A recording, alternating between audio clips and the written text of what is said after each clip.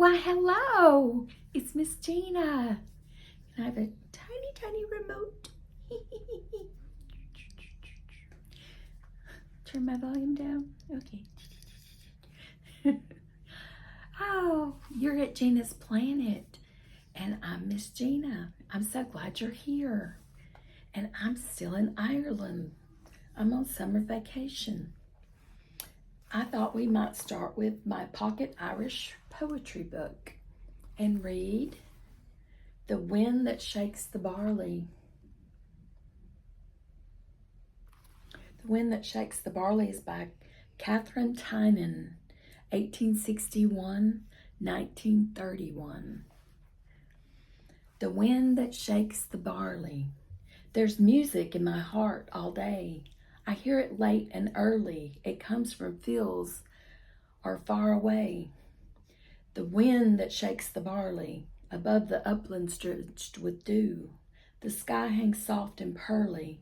An emerald world is listening too. An emerald world is listening too.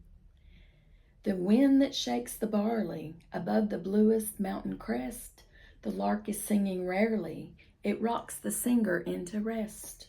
The wind that shakes the barley, oh, still through summers and through springs, it calls me late and early. Come home, come home, come home, it sings. The wind that shakes the barley. And that was Katharine Tynan, 1861 to 1931. I hope you enjoyed that. And I thought we might read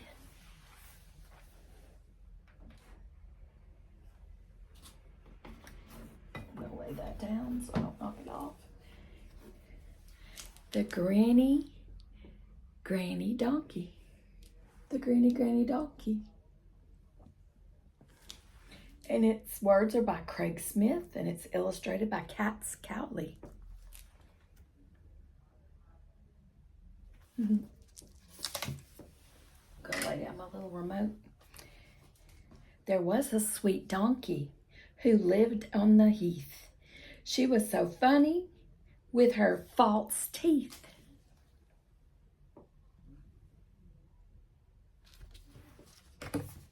Hee-haw! But her teeth kept falling out. She was a chunky. She was a clunky donkey. Clunky. Hee-haw! But her teeth kept falling out. She was a clunky donkey. There was a sweet donkey who lived on the heath. She was so funny with her false teeth. Hee-haw! But her teeth kept falling out. She loved to sip her favorite brew and dunk her biscuits in it too. She was a dunky, drinky, clunky donkey. She's got her tea and she's dipping her biscuit.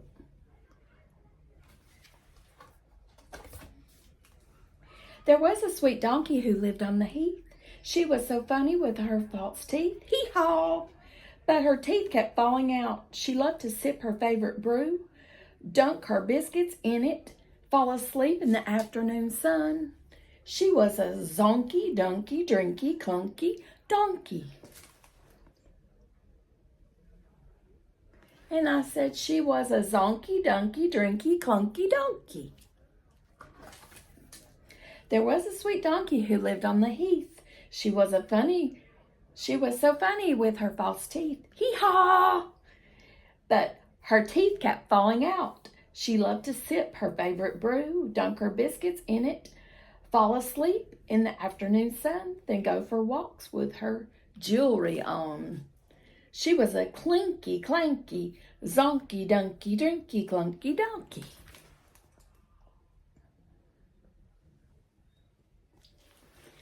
She was a clinky, clanky, zonky, dunky, drinky, clunky donkey. There was a sweet donkey who lived on the heath. She was so funny with her false teeth. Hee-haw! But her teeth kept falling out. She loved to sip her favorite brew, dunk her biscuits in it, fall asleep in the afternoon sun, go for walks with her jewelry on. and she always dressed smartly. She was a swanky, clinky, clanky, zonky, dunky, drinky, clunky, donkey. Did you get that? She was a swanky, clinky, clanky, zonky, dunky, drinky, clunky, donkey.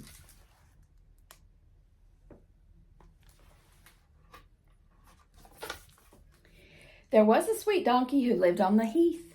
She was so funny with her false teeth. Hee-haw! But her teeth kept falling out. She loved to sip on her favorite brew, dunk her biscuits in it, fall asleep in the afternoon sun, go for walks with her jewelry on, dress smartly, and she played the banjo to relax. She was a plunky, plinky, swanky, clinky, clanky, zonky, dunky, drinky, clink, clunky, donkey. See if I can get that right. She was a plunky, plinky, swanky, clinky, clanky, zonky, dunky, drinky, clunky, donkey. Yeah, that was it. There was a sweet donkey that lived on the heath. She was so funny with her false teeth. Hee-haw! Hee-hee-hee-haw! But her teeth kept falling out. She loved to sip her favorite brew, dunk her biscuits in it, fall asleep in the afternoon sun, go for walks with her jewelry on, dress smartly and play her banjo to relax. But if she hadn't had a visit from her family in a while, she would sometimes get grumpy and cranky. She was a granky, plunky, plinky, swanky, clinky, clanky, zonky, dunky, drinky, clunky, donkey.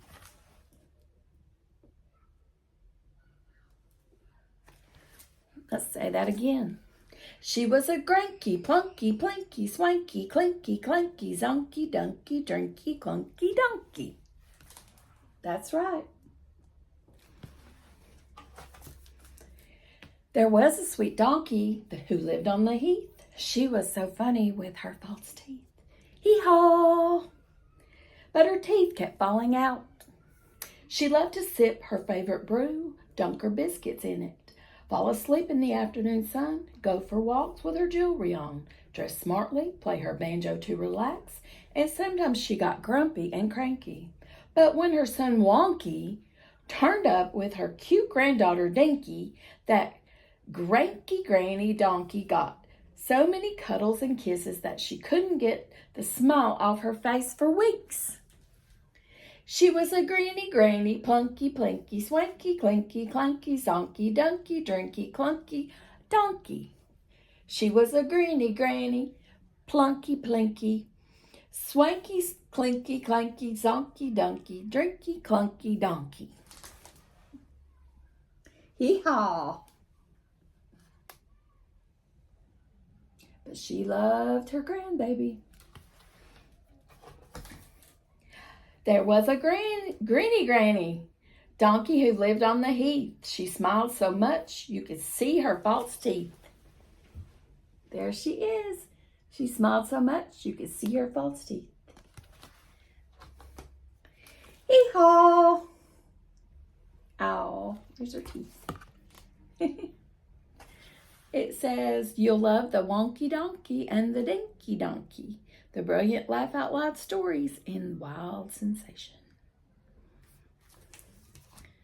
So that was it. I hope you enjoyed that. Yeehaw. So there's her teeth. Set her right there. She can hold the remote. And then I wanted to finish the other two stories, or maybe there's three in here. But there's some stories in our Bedtime Hugs book. One of them is The Ugly Duckling. The Ugly Duckling. Adapted by Elizabeth Olson, illustrated John Bendall Brunello. On a lovely spring day, a mother duck sits on her nest and waits for her precious eggs to hatch. Although the day is bright and fresh, the mother duck is very tired of sitting. She is very happy to see the eggs begin to crack open. One by one, 5 eggs crack, and 5 little yellow ducklings tumble out of the shells. They look around at the world and call, peep, peep. Quack, quack, answers the mother duck. She admires her new family. You are the sweetest little yellow ducklings, she says to her children. But what is this? The biggest egg has not hatched. With a sigh, the mother duck sits on the nest again and waits for the last egg to hatch. Finally, the egg begins to crack open. The mother duck cannot wait to meet the new duckling. But to the mother duck's surprise, out pops a big gray baby bird. The clumsy baby waddles through the tall grass. Oh my, says the mother duck, you are much bigger than the other little ducklings. I do hope you know how to swim. The gray duckling looks at his mother and says, honk, honk.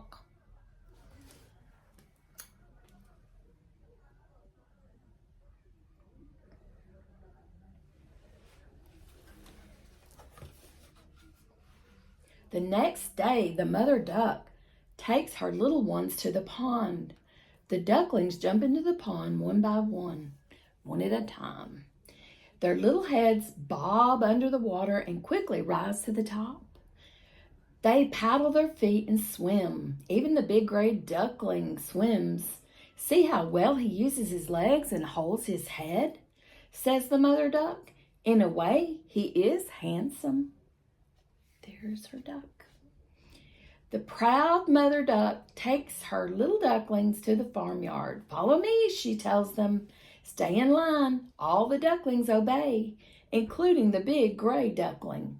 In the farmyard, the other ducks point at the big gray duckling. They even call him names. Look at the ugly duckling, says one of them. Leave him alone, says the mother duck. He may be a bit large and gray, but he is still handsome. The mother duck and her ducklings waddle back to the pond. Quack, quack, says the ducklings. The big gray duckling walks behind the others. No one likes me, he says. I'm just an ugly duckling. The mother duck stops at the edge of the pond. Let's practice swimming, she calls. Remember to stay in line and follow me. One by one, the ducklings jump into the water. The ugly duckling jumps into the water too. He paddles his strong legs. He is a good swimmer. The ugly duckling forgets to stay in line and swims across the pond. Suddenly, he hears a strange sound. Woof, woof, barks a dog. The ugly duckling is very scared. He does not see his mother, and so he hides in the tall grass and stands very still. He tries to make himself as small as possible. The dog chases a dragonfly to a nearby leaf, but he does not see the ugly duckling. Then, with a shake of his tail, the dog runs away. The ugly duckling is so scared he hides all night long. When morning finally comes, the dog is gone, but so is the ugly duckling's mother. The ugly duckling is very sad. Why me? No. What am I going to do? The ugly duckling says. Alone, the ugly duckling stays near the pool all summer. Soon the air becomes cooler and the leaves turn yellow and brown. The ugly duckling sees a flock of elegant white birds overhead. They're so beautiful, says the ugly duckling. I wish I could follow them, but my wings are too small and I am too ugly. Then the water starts to freeze. The ugly duckling leaves the pond. He waddles until he finds a cozy farmhouse. The ugly duckling looks through the window. He sees a warm fire and a tiny pond of water. Excited, the ugly duckling goes inside and jumps into the pond with a splash. The ugly duckling does not swim for long. The farmer's wife yells, "There's a duck in the bathtub!" And with a swoosh of her broom, she chases the ugly duckling out the door.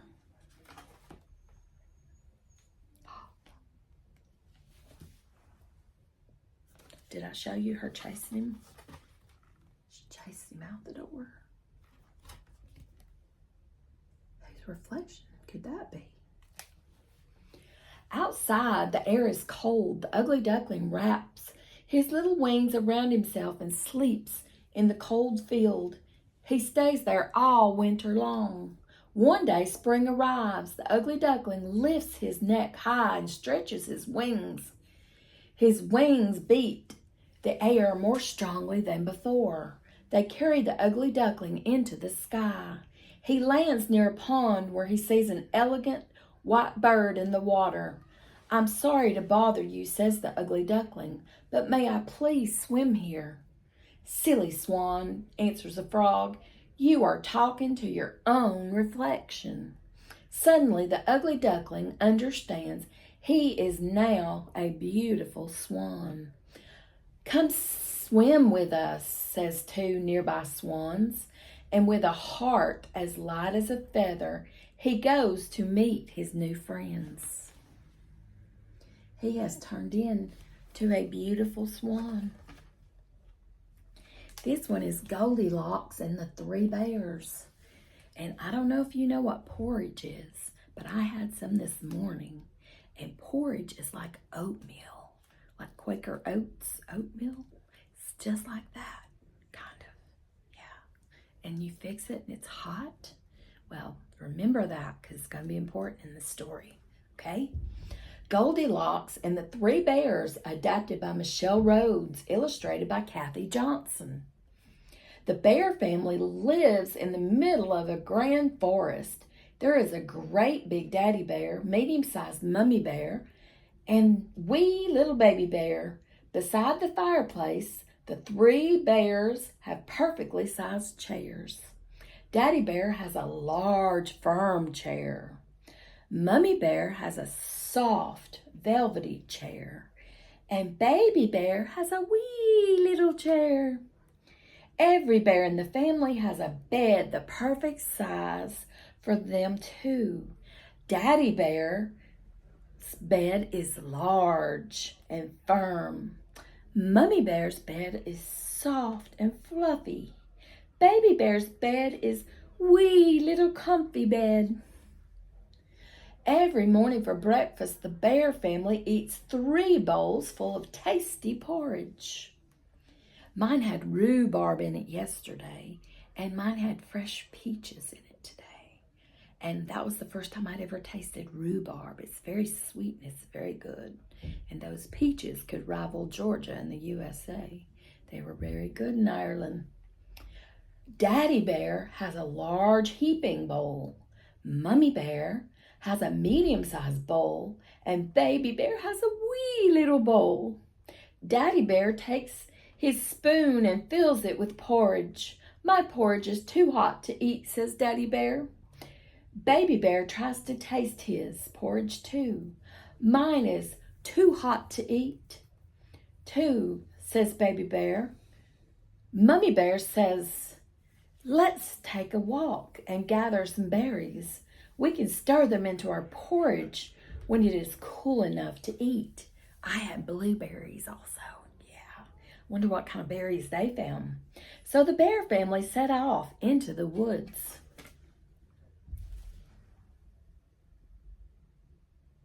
That's a big bowl. That must be Daddy's and Mummy's and Baby's. And who is she? At the same time, a curious little girl named Goldilocks wanders through the forest and finds the bear family's cozy cottage.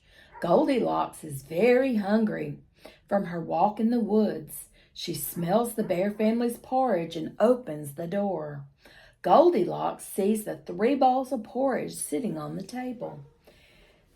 First, she tastes the porridge in the large heaping bowl. "Ouch!"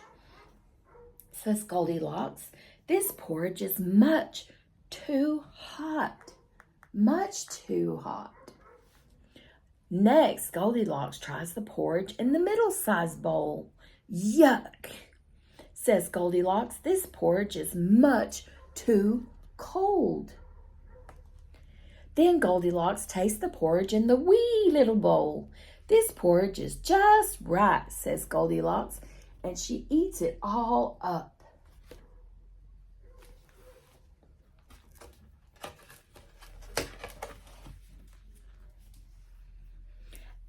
After eating all of the baby bear's yummy porridge, Goldilocks looks for a place to sit in the cottage. She watches. Nope, she doesn't watch. She wanders into the family room and finds 3 chairs. There is a big one, medium-sized one, and a wee little chair. Goldilocks decides to try Daddy Bear's large, firm chair. This chair is much too hard, says Goldilocks. Next, she sits in Mummy Bear's soft, velvety chair. This chair is too soft, says Goldilocks. Finally, Goldilocks hops on Baby Bear's wee little chair. Finally, Goldilocks hops there, and this chair is just right, says Goldilocks. The curious little girl sits in the comfy little chair until she begins to feel very sleepy. Goldilocks stretches and yawns.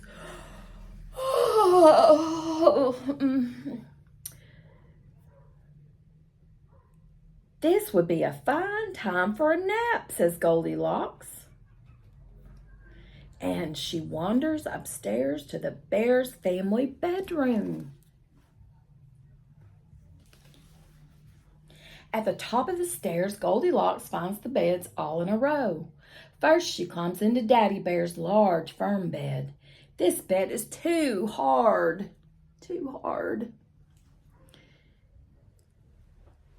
says Goldilocks. Next, she hops into Mummy Bear's soft and fluffy bed. This bed is too soft, says Goldilocks. Finally, she tries Baby Bear's wee little comfy bed. This bed is just right, says Goldilocks. She snuggles under Baby Bear's covers and falls asleep, fast asleep. Soon after, the bear family walks home with a basket full of fresh berries. They cannot wait to eat their porridge with the berries, and they near the cottage.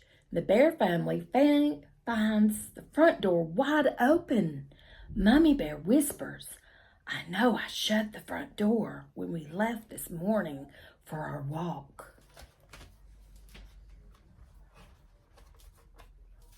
There's the chair she tried, and there she is sleeping in Baby Bear's bed. And Mommy Bear knows she closed the door. Daddy Bear walks inside and discovers the spoons sitting in their bowls of porridge. "Someone has been tasting my porridge," Daddy Bear says. Mummy Bear looks at her bowl and says, "Someone has been tasting my porridge too." Baby Bear looks at his wee little bowl. "Someone has been eating Someone has eaten all my porridge," he cries.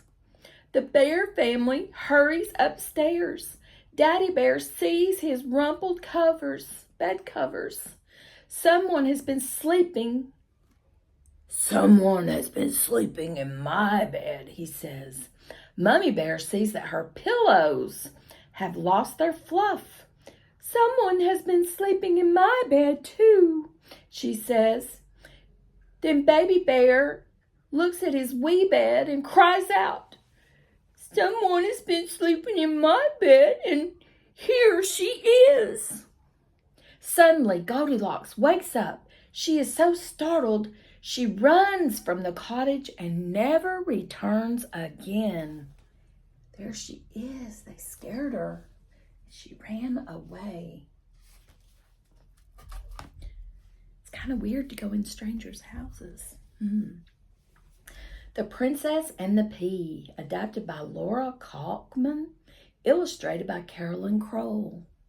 A handsome prince lives in a faraway land with his mother, the queen, and his father, the king. More than anything, the prince wants to get married and have a family of his own. Because he is a prince, the prince must marry a princess. She has to be very special. So he sets out to find a special princess to be his bride. The prince travels to castles across the land searching for a princess. The prince meets many beautiful princesses. He is so handsome, every princess he meets wants to marry him. But he does not think any of the princesses are special enough to marry. After his long search through many kingdoms, he gives up and returns to the castle. He is very sad when he comes home. This makes the king and queen sad too. They decide to help the prince. They plan a royal ball and invite all the beautiful princesses come to the ball to meet the prince. They all want to marry the prince, but the prince finds something wrong with every one of them.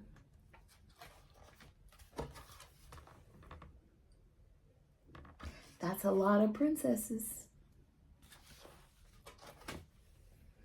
Oh, it's raining. 3 days later, a princess from a distant kingdom travels near the prince's castle. She is riding down the road in a carriage that is pulled by horses. A driver steers the carriage. Suddenly, it begins to rain. Boom goes the thunder. Then lightning flashes across the dark sky. The storm scares the horses, and the carriage gets stuck in the mud. "What shall we do now?" asked the princess's driver. "Our carriage is stuck in the mud." The horses cannot move it another inch. The princess is very smart. "I know," she says. "I will walk to that castle nearby and ask if we can spend the night. I know they will help us." Wet from the rain and covered in mud, the princess sets off for the prince's castle. She is stuck in the mud with her carriage. The princess knocks on the heavy door of the castle. When the prince opens the door, he is stunned at the sight of the girl. The princess explains how her carriage got stuck in the mud. "You can stay here," says the prince. The queen does not believe the girl is really a princess at all. Still, because the prince likes her, the queen asks the servants to fix up the special bed just for the girl. The servants stack up 20 comfy mattresses. That's a lot of mattresses. On top of the mattresses, they put 20 fluffy quilts. Then the queen tucks a tiny green pea underneath the mattress at the very bottom of the bed. If she is truly a princess, the queen says, she will not be able to sleep. Only a true princess will be able to feel the hard pea under all these layers. When the princess sees the exquisite bed arranged for her, she says, "What a lovely bed." Tired from her journey, the princess climbs a ladder so she can get into the tall, cozy bed. She turns back the covers and settles down to sleep on top of the 20 comfy mattresses and 20 fluffy quilts. But when the princess rests her head on the pillow, she feels something lumpy inside the bed. "This tall bed is not cozy at all," says the princess to herself. "It is lumpy and bumpy. It feels like there is a giant rock in this bed." "There's a giant rock in this bed," she thinks. She tries to make herself comfortable by arranging the pillows.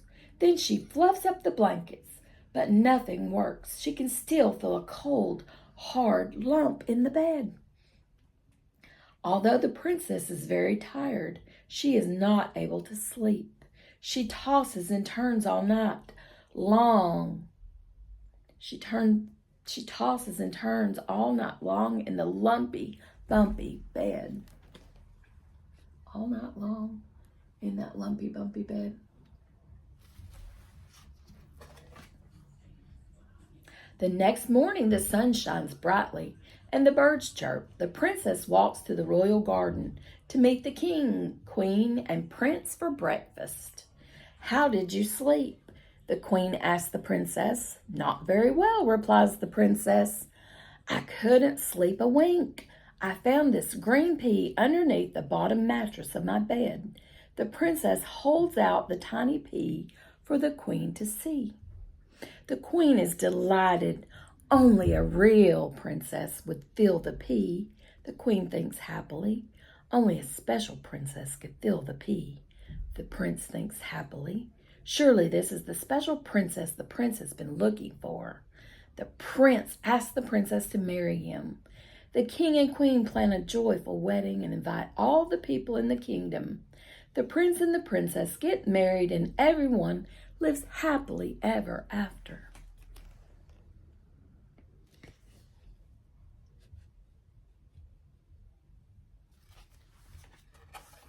And that was the end. And we'll go ahead and add the Velveteen Rabbit. And yesterday at Kilkenny Castle, there was a bride and groom having pictures made. There was a real live wedding here in Ireland yesterday. It was beautiful. It's very pretty.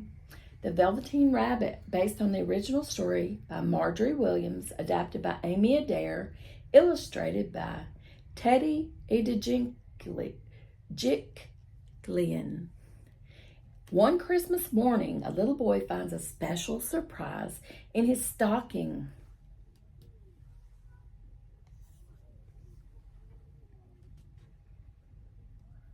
It is a Velveteen Rabbit. The little boy loves the Velveteen Rabbit. He kisses its soft tummy. He tucks the rabbit under his arm and opens all his other gifts. The little boy puts the rabbit in his bedroom with all his other toys. The little boy has lots of toys. Some are shiny and others make noise. The Velveteen Rabbit feels very plain next to the other toys. He is nothing but fluff and stitches. Soon the Velveteen Rabbit becomes good friends with a shabby old horse. The little boy has played with the horse so much one of his ears hangs on with a pin. Flashy toys don't last, says the horse. They don't have anything lovable inside. They will never be real. What does it mean to be real? Asked the Velveteen Rabbit.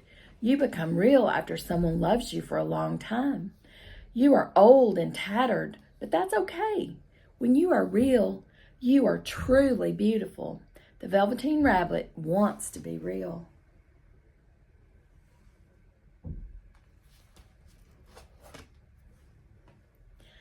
That night, the little boy chooses the Velveteen Rabbit to sleep with him. The Velveteen Rabbit snuggles close to the boy. The boy wraps his arms around the Velveteen Rabbit and hugs him. From that night on, the Velveteen Rabbit always goes where the boy goes. They go on picnics, play in the garden, and go into the woods. One day, the Velveteen Rabbit goes with the little boy to pick flowers. The little boy gives the Velveteen Rabbit a ride in the wheelbarrow. The Velveteen Rabbit's heart is full of joy. He loves the boy and feels lucky to spend so much time with him. The Velveteen Rabbit is so happy on the inside, but he does not notice how shabby he is becoming on the outside. His fur is dirty from playing outside with the boy. The space between his ears is beginning to wear thin from all the hugs at bedtime.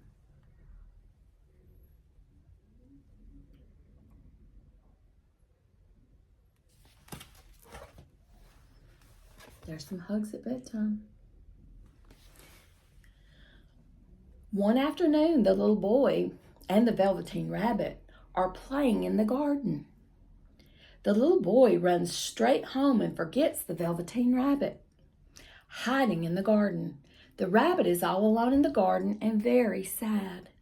He misses the little boy at bedtime. The little boy realizes the Velveteen Rabbit is still outside. He looks up at his mother with big, sad eyes.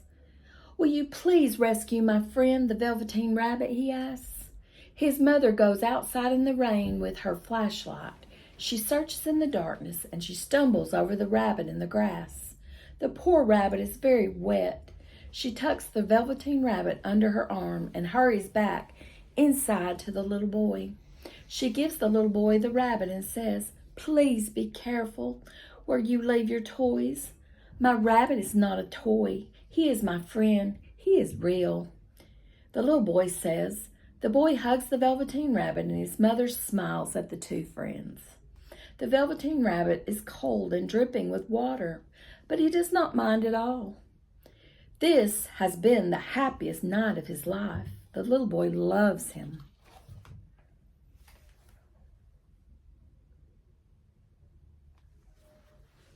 At the end of the perfect summer, the little boy's family goes on a long trip. The Velveteen Rabbit watches the family pack. He's excited to go on another adventure with the little boy. But then they drive away. The little boy has forgotten to pack the Velveteen Rabbit. The Velveteen Rabbit begins to cry. His teardrops roll off his fluffy cheeks and fall to the ground. In the same spot, a beautiful, magical flower grows.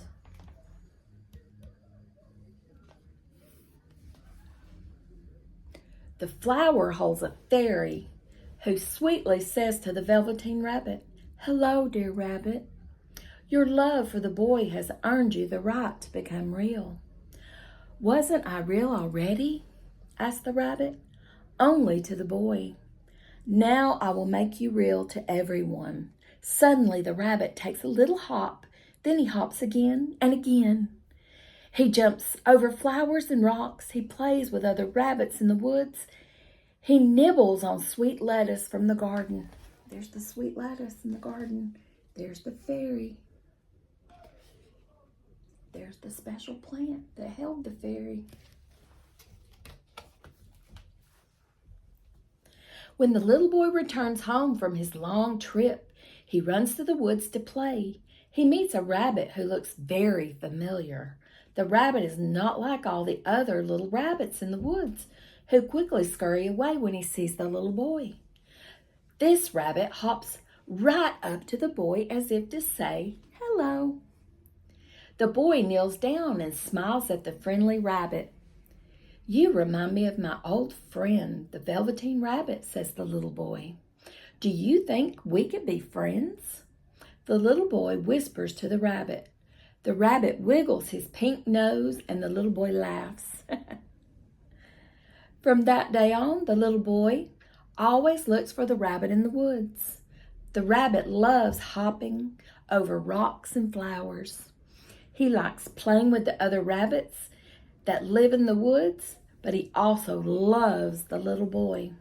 The rabbit will never forget the little boy's love and friendship, which made him real. And there he is. And I hope you enjoyed that. That was the end of our bedtime hugs. I hope you felt hugged. Hug yourself tight. Oh, it's a hug from Miss Gina to you. I love you and good night. And if it's not nighttime where you are, then happy story time.